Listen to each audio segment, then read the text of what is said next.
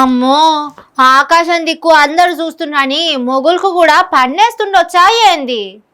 తిరిగే రోడ్లకు ఎట్లయినా పన్ను కడుతున్నాం గాని పీల్చుకునే గాలికి సుతం పన్నేస్తుండొచ్చని భయం అవుతుందిలా. గట్లెందుకు వేస్తారంటారా? అయ్యో, మీకు ఈ సంగతి తెలియదా?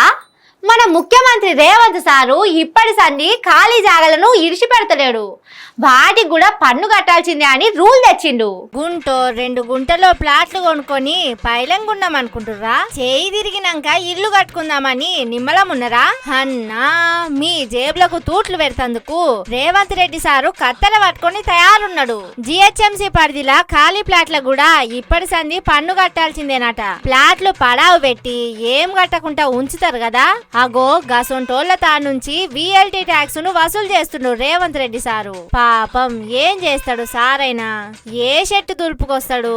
అందుకే ఇట్లా కొత్త తీర్ల పన్నులేసి సర్కార్కు ఆమ్దాని పెంచేందుకు మస్తుగా ఇగురం చేసిండట. జిహెచ్ఎంసీల చట్టంలో ఉన్న వెకెట్ ల్యాండ్ ట్యాక్స్ దుమ్ము దులిపి మార్కెట్ల భూమి ధర మీద 0.5% రేవంత్ సర్కార్కు పన్ను కట్టాల్సిందేనట.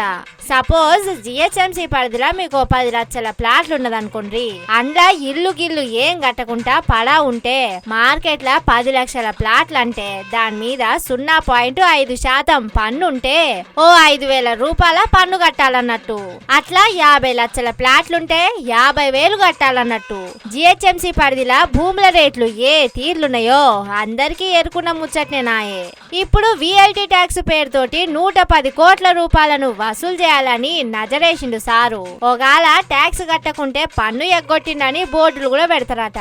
ఏ సర్కార్ అయినా ఈ కానుక ఆ కానుక అని పబ్లిక్ కు పన్ను మాఫీ చేస్తది గాని మన సీఎం రేవంత్ సార్ మాత్రం కొత్త తీర్ల పన్నులు బయటికి తీసి మరీ వేస్తుండంటే అది రేవంత్ సారు పరిపాలన దక్షత అంటే అని మస్తుగా మెచ్చుకుంటుర్రు ఈ సంగతి ఎరికైన పబ్లిక్.